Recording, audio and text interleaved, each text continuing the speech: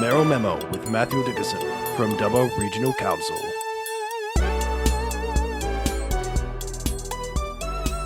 To LRB down on the border. It's now 9 to 8. Well, he's not on the border, but he's just arrived in Sydney for the country mayor's meeting. Mayor of Dubbo Regional Council, Matthew Dickerson. Good morning. Good morning, Iain. Thanks for chatting to me this morning. You've just popped off the plane there. You're in Sydney there for the country mayor's meeting. Literally just popped off the plane. It was a bit of a rush to pop off the plane to make sure I had time to talk to you, Iain. Much appreciated, Matthew. Now, what's in line for discussion there at the country mayor's meeting? Do you know? Look, a whole range of things. One of the things that's always important at country mayors is just to have a range of mayors come together, and there's a new government. So one of the things that's really important is to just discuss some various tactics, really just working out discussions we can have with a new government, meeting new ministers, making sure that we've got some of the important aspects that are, I think, important to country mayors in front of the government. It was great last week. We had the Honourable Tara Moriarty. She's the Minister for Regional New South Wales, Western New South Wales and Agriculture. So she came to our Alliance meeting last week, which was a different meeting again, but just getting to meet with those ministers, discussing various things. But I think really one of the things that is, I can't stress the importance of, is having mayors sit in a room together just to discuss some of the common issues that we've got and work out solutions. And lots of people have got different solutions and they've approached things in different ways. Sharing that knowledge is absolutely vital. Absolutely. Of course, some of those common problems would have to be roads, wouldn't they? You've hit the nail on the head, Iain. Roads and roads are the three most important things that people talk to us about. But there's a whole range of other things. The emergency services levy, obviously, that's a big issue. We've touched on that previously. You and I have an extra $616,000 we've got to find in our budget at the last minute. The state government dropped that on us. That was something that actually went through our council meeting last night, that talked about the impost of that and really just the lack of planning from the state government to let us know that that was going to be hit with us. So we've already got that budget out on display, the draft budget. So when that comes back, apart from all the submissions we'll get from the public, and they close on Monday, so get those submissions in, we'll also have to find an extra $616,000 to keep the Minister for Local Government happy as well. Have you worked out where you're going to get that from? Well, we're hoping that 2DU might do a bit of crowdfunding for us and see if we can come up with that money in that way. What do you think about that idea? Well, I could give it a go. I don't know how much empathy there would be, though. I'm sorry. Look, one of the things that's interesting is that it's a big budget, $217 million, and so sometimes people say, oh, surely you can just find some money in there. But when you break down that $217 million, every cent is being spent in, I think, the most efficient possible way. So it's not as if you've got a whole bunch of fat in the budget you can just pull an extra $600,000 from. So we will have to work out what other things we'll cut.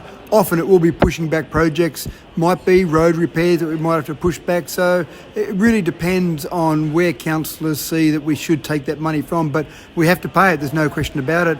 And most people in the community don't realise that our RFS, our SES, our fire and rescue, the great job they do, about $1.8 million will be contributed from local government, not from state government, for those services in our community.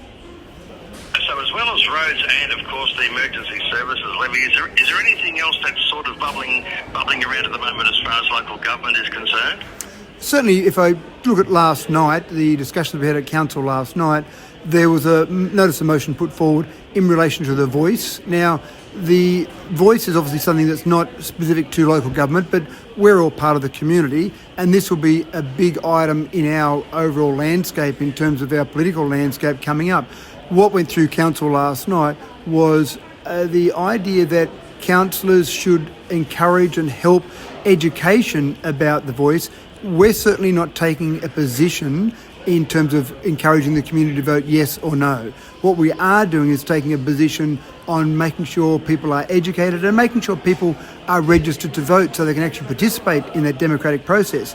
Now, that's not the same as every council across the state. There are some councils that are out there and actually taking a position and encouraging their community to vote that way. So that's something that I've already had some conversation with other mayors about, and certainly that may be something that will come up today in some of those discussions, because it's an important aspect of our political landscape.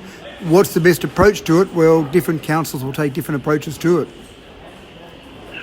I think it is very important there, the education component of it, and as you say, reliable information to allow people to make their own choice is certainly obviously very, very vital in this, and without council adopting either a yes or a no position, but pushing that approach, I think a lot of people will benefit from that, because that's what there's a lot of confusion out there still, isn't there?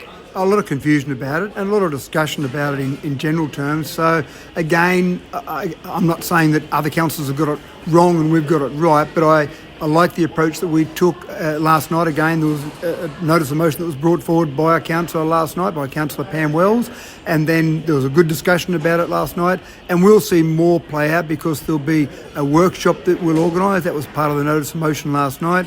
A workshop will be organised to make sure that councillors are fully informed and then really encourage the community to be fully informed in that process. So councils take things in different approaches. Different councils do share information, but again, ultimately it's up to that democratic process and what each of those groups of councillors decides. The other decision last night that I think was an excellent decision from our council meeting was we will be getting the Bowls New South Wales tournament here in Dubbo for 24, 26 and 28, and that's the state championships. Now, those state championships have been held for 128 years. They've never before been brought regional. They've always been held in metro or maybe some coastal areas, but never brought out to a regional area. And I think that will be absolutely fantastic. Bowls New South Wales came to us and said, we need some money because it's going to cost us a lot more money. They talked about a figure of $55,000. Now, the problem there is we didn't have that money. We didn't have that money in our budget. But we worked together collaboratively with the 3 bowls clubs in Dubbo to come up with that. So council will contribute $15,000. The 3 bowls clubs have agreed to contribute $40,000. So Bowls New South Wales will get their $55,000 they need to bring it to a regional area. And the entire community, including those 3 bowls clubs, will be huge beneficiaries. We're talking about 7,650 bed nights, and we're talking about $1.8 million injected into the economy, 13 days of competition. This is a really big event. Certainly is there, and we're just about out of time, so that final figure of $15,000 from council was confirmed last night. To you, it's coming up to 2 minutes to 8. We've got the latest in news, sport and weather coming your way at 8 o'clock.